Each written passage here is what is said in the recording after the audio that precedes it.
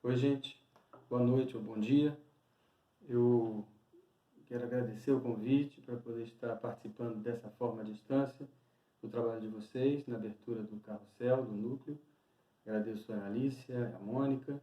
Agradeço também a Noemi Brown por ter me enviado os textos da quinta jornada do Instituto Psicanalítico da Criança, que pauta um pouco o trabalho do CEREDAI esse ano, aqui no Brasil, e também do núcleo de vocês, com o título A Diferença Sexual. Vocês me pediram para falar um pouquinho disso. Eu agradeço o convite mais uma vez e a possibilidade de ter lido os textos, que foram muito preciosos. Eu pensei algumas coisas a dizer sim. Primeiro, a afirmação já é uma constatação quase óbvia, que há uma desordem generalizada no tema da diferença. Da diferença em geral, mas especialmente da diferença sexual.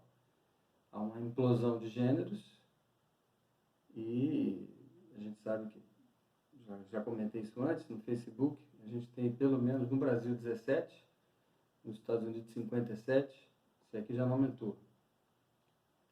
As pessoas tendem a pensar que a questão seria, o sexo continua sendo biológico, macho e fêmea, e os gêneros são culturais, a cultura agora está assim, plural, mas há uma espécie de tentativa de se agarrar a essa dualidade, esse binário biológico.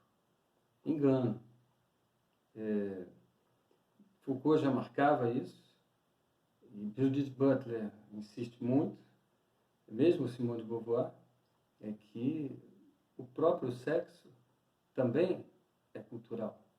O sexo no sentido biológico, inclusive macho e fêmea, a ideia de se tornar mulher, como a ideia de Simone de Beauvoir, assim como a ideia de tornar-se homem, dizem isso.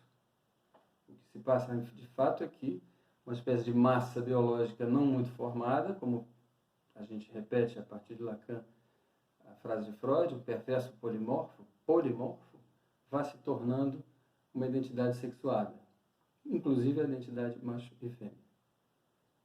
A gente sabe que aí, a partir daí, há todo um mundo de, dada essa pluralização das identidades sexuais da cultura, há um mundo de gente que merece o caráter, o termo reacionário, porque reage a isso, buscando se afirmar com Deus ou com a ciência de que o mundo foi feito com dois, macho e fêmea.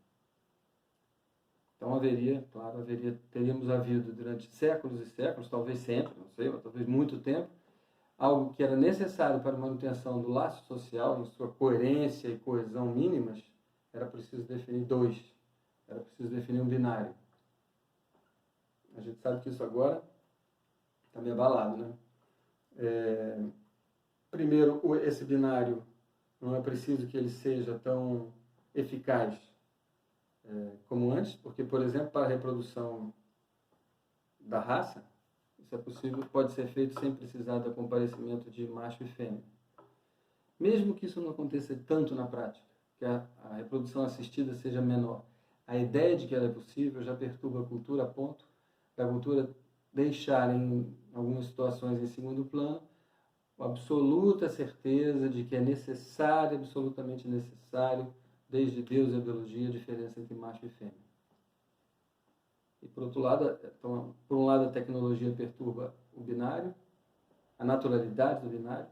Por outro lado, ela também perturba a naturalidade da distinção das gerações. Quando o saber ele é completamente acessível, o problema é mais de encontrar o saber que vale, claro, mas que ele está disponível e que, já usei esse exemplo, um chofer de táxi que chegou agora na praça, tendo seu GPS, um Uber, se vira.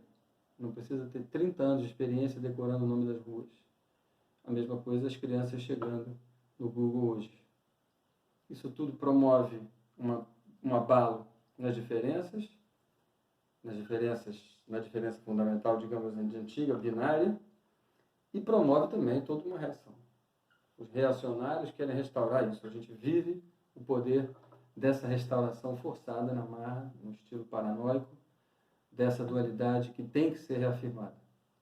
Mas nada leva a crer que isso vai durar, a não ser ao preço de uma violência e uma guerra infinita, sempre reafirmando essa dualidade com Deus e a pátria acima de tudo. Ponto fundamental, eu diria, ele está no texto de Marie-Hélène Bruce. Porque o que eu acabo de dizer é que a diferença binária definida pelo falo, ela não tem mais o mesmo lugar universal. Em outros termos, a gente diria a queda do patriarcado já não estabelece mais ou não nos assegura de uma dualidade natural entre macho e fêmea. E isso leva a uma espécie de desordem. Ao mesmo tempo, então, dito de outra maneira, o falo não dá mais as cartas. É o falo que define, como a descrição que Freud fez, uma descrição, Freud não propõe que isso seja o melhor, mas a descrição, e retomada e logificada por Lacan, é que é o falo que fazia essa distribuição. Aqueles que têm o falo ao alcance da mão vão, a princípio, parecerem mais bem dotados, mais melhores, porque tem uma satisfação possível. Mas não, porque eles vão ter medo de perdê-la. Alguém vai poder tirar isso deles. Então eles vão precisar buscar aquela mulher que é o falo para eles, que pode garantir que o falo deles encontrou a melhor mulher. Então, reduz o medo. Por outro lado, aqueles que se localizariam sexuadamente a partir das identificações edípicas como não tendo falo, teriam desde saída a certeza que tem que passar por outro corpo para encontrar a sua satisfação e eventualmente exercer algum poder. O que não faz desse lado necessariamente um lado pior. Isso depende muito do estado da cultura. Os dois, é isso que o Lacan vai promover na sua logificação, os dois estão sob um fundo de negatividade generalizada que ele vai chamar de castração. Castração não é aquela que incide sobre o órgão daquele que se crê masculino. Castração não é mutilação. Castração para Lacan é o fato que os dois têm que lidar com uma espécie de negatividade fundamental. De um lado, essa negatividade se apresenta como o medo de perder ou a necessidade de afirmação viril. Do outro lado, essa negatividade se apresenta como não tendo de saída e buscando um complemento, necessariamente um suplemento para poder realizar suas ações. Por um lado, sempre um limitado pelo medo de perder, por outro lado, o ilimitado de alguém que parte do perdido não, parte do não tendo ou só tendo com para formar laços e uniões fortes e muito mais, às vezes, interessantes. Mas é isso tudo que está bagunçado. Essa é a diferença sexual estabelecida pelo falo. O que vai dizer Marie-Hélène Bruce no seu texto, me pareceu, precisava ela para fazer essas coisas, falar essas coisas com essa coragem, essa diferença sexual formada ou apoiada pelo falo, digamos, essa crença de que quem tem um acesso mais direto, quem não tem vai ter que passar pelo outro. Essa diferença sexual fálica, essa não dá mais as cartas, não é mais exatamente aquela que conta. Conta sim, claro, para muitos, mas não é aquela que se pode dizer que tem uma universalidade a ponto de se tornar como tomada por real. Não. Mas a diferença, o binário básico para a linguagem, esse não dá para a gente perder. Essa é a tese dela. Então, dia e noite, claro e escuro, eventualmente homem e mulher, mas no sentido de um se define com contraposição ao outro. Então, a diferença da linguagem entre um preto e branco é difícil a gente imaginar que a gente vai estar em cultura, num laço social, com um mínimo de coesão, se a gente não tem, de vez em quando, uma coisa, outra coisa, outra coisa. Essa não precisa necessariamente do falo para ficar. Essa aqui é a questão, essa aqui é a situação em que a gente está encontrando. Não é preciso necessariamente acreditar que Deus disse qual é a diferença. Não é preciso necessariamente acreditar que o pai sabe o que a mãe não sabe dizer bem sobre essa diferença. É preciso estabelecer essa diferença, estabilizar essa diferença. Isso sim. Mas isso, de mil maneiras, são possíveis. Uma é a fálica. A negatividade fálica, ou a crença no poder da tradição para dizer o que é e o que não é um homem e uma mulher. Como goza um homem e uma mulher. Que outras maneiras? Desde sempre foi possível, foi provado, demonstrado, buscou-se demonstrar, desde Freud e Lacan, que havia caminhos alternativos. Originalmente, esses caminhos se chamaram, por exemplo, um deles, psicose. Caminhos alternativos para estabilizar a diferença entre o gozo, ou a diferença entre a diferença entre as identidades, ou o preto e o branco. Mas sendo neurose ou psicose, e sendo essa diferença por mais variadas maneiras encontrada, o que é essencial para o analista não é exatamente a diferença entre o preto e o branco. É justamente a diferença entre o conjunto de sistema da linguagem de sistemas entre o preto e o branco, necessário para o laço social, e aquilo que a vida insiste e exige em nós, uma espécie de fundo último das coisas, um pouco carregado, e que a gente chama de uma intensidade de gozo. O nosso termo para isso é gozo. Mas não gozo no sentido do prazer, que vai se estabelecer a partir das diferenças. Gozo no sentido daquilo que invade, arde e fim, como diz o Djavan, ou que não tem remédio nem nunca terá, como diz o Chico. É isso. Esse gozo, o gozo pulsional, ou digamos, a pulsão sem objeto, a pulsão da sua exigência de vida, e o sistema da dualidade, o sistema binário da cultura. Essa diferença é que interessa e é essencial para o analista. Porque o que nós vamos tentar fazer é fazer com que alguma coisa desse gozo singular, como a gente diz, passe para o sistema de fala de alguém. O sistema de fala não é que ele vai dizer o seu gozo, mas ele vai encontrar um lugar para esse gozo. Encontrar um lugar quer dizer que, em vez do gozo ficar de fora, e aquilo que se debate entre o consciente e o inconsciente se esvazia, ou se fica numa guerra inútil, a chegada nessa conversa entre consciente e inconsciente desse gozo vai dar alguma coisa que a gente chama singularidade, um lugar ali, entre, ou este, mas que dá uma vida totalmente especial, para fazer uma coisa que talvez seja retórica, mas que é o que cabe aqui, uma vida mais autêntica. Essa é a ambição de uma análise. Muito antes disso, nós estamos buscando, para chegar nisso, nós estamos buscando desde o começo de uma análise, justamente aquilo que não se encaixa no sistema das diferenças conscientes, mas também um pouco entre consciente e inconsciente. Quando algo vem do inconsciente, ele vem com essa força. Mas aí, consciente e inconsciente se articulam, começam a dialogar, e esse gozo fica ali, entre. É isso que interessa ao analista, é fazer passar e fazer reconfigurar o eu e sua vida, a identidade, a partir desse excedente pulsional que se encaminha para a identidade. Onde é que anda esse tipo de coisa? Nos tempos de Freud, bastava procurar o sexual e o infantil. Bastava procurar o inconsciente. E já vinha essa força de perturbação do sistema de diferenças do ego.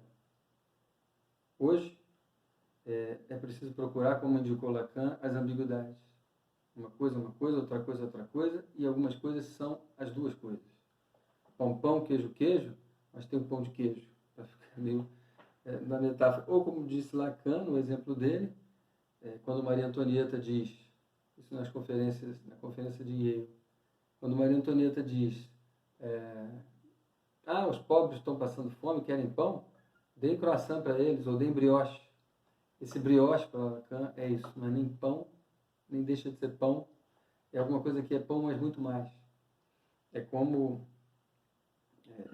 essas coisas que permitem, que a linguagem permite, que de vez em quando o sistema de diferenças não permite trazer alguma coisa que a linguagem pode trazer. O sistema binário da linguagem, digamos, da conversa lógica, não traz. E é isso que interessou desde sempre o analista. Chegar no gozo singular, fazê-lo dizer-se a partir do que na língua é mal resolvido, ou do que nas lembranças é fragmentado, é perturbado. E é isso que a gente tenta trazer para a cena. Hoje está muito difícil. Junto conosco temos os poetas, os artistas, os trans, que se apresentam como essa coisa ininteligível. E nesse mundo escorraçado pelo sistema reacionário vigente, é nesse mundo ameaçado de morte que a gente vai procurar as nossas coisas. E é nesse mundo que a criança também procura suas coisas. A criança está imersa em objetos heteróclitos e objetos que produzem esse lugar de uma diferença absoluta. Lembra? Não é a diferença binária, a diferença entre o gozo e o sistema binário, que Lacan chamou de diferença absoluta, ou entre a pulsão e o ego, ou entre o gozo e a identidade. Essa que nos interessa. E ela vai se apresentar assim, nos pedaços, nos restos, nas coisas estranhas. A questão definida pela quinta jornada, o tema pela quinta jornada do Instituto da Criança, que eu acho que então vai ser também o tema desse ano aqui, é que a diferença sexual se aborde como uma investigação. Como as crianças estão chegando à possibilidade de estabilizar, como nossas crianças estão criando a estabilidade da diferença sexual no sentido binário, com ou sem fala, no sentido de estabilizar um binarismo básico para transitar no laço social com um mínimo de estabilidade, com ou sem fala, e, sobretudo, como é que nessa estabilidade de uma diferença para falar, entre noite e dia, por exemplo, entra um pouco o que é ambíguo, como é que se localiza e vive o que é pulsional. Isso é que a gente vai procurar em cada um. Isso é que me parece que é o grande trabalho, nosso desafio, ouvindo as crianças, mas ouvindo os adultos, ouvindo o infantil dos adultos.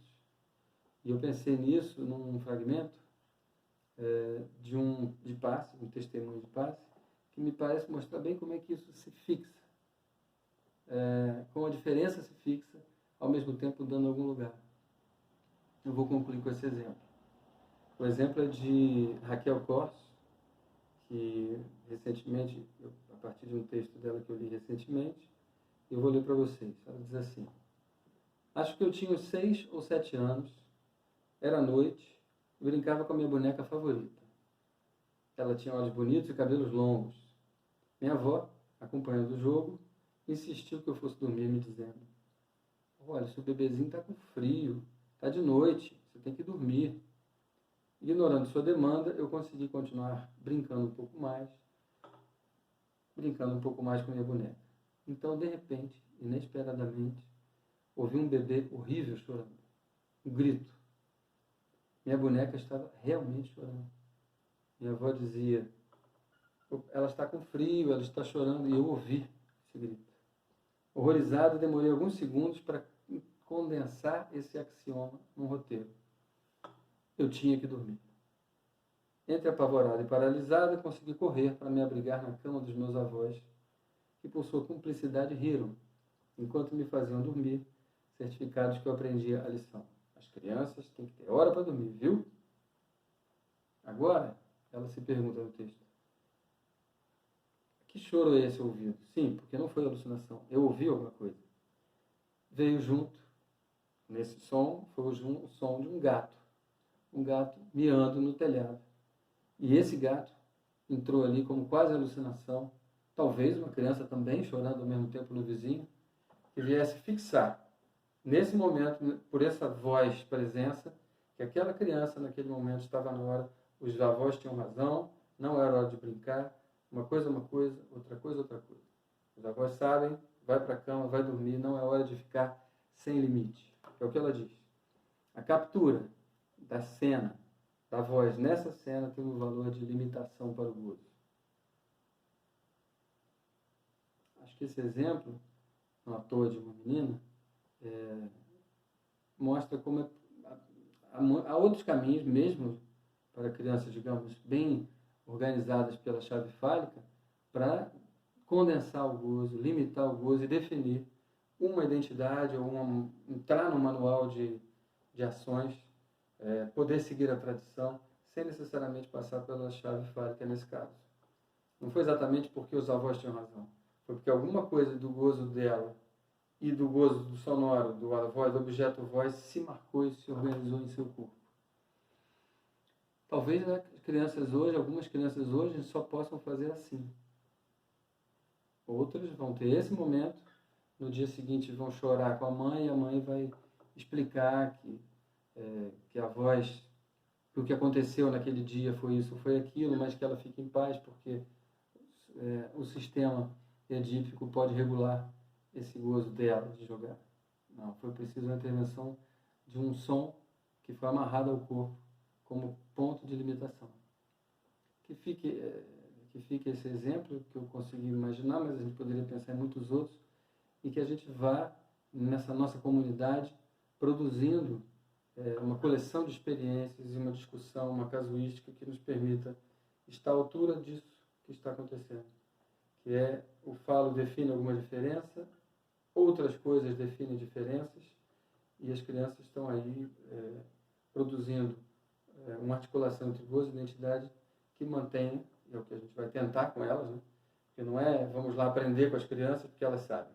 A gente aprende com as crianças como elas pilotam o iPhone muito melhor do que nós. Mas a gente aprende com as crianças como elas ralam num trabalho difícil para articular o gozo com a identidade. E nisso a gente tem algumas ferramentas a partir das análises de adultos e de outras crianças. Obrigado, desejo um ótimo trabalho para vocês e para a nossa comunidade.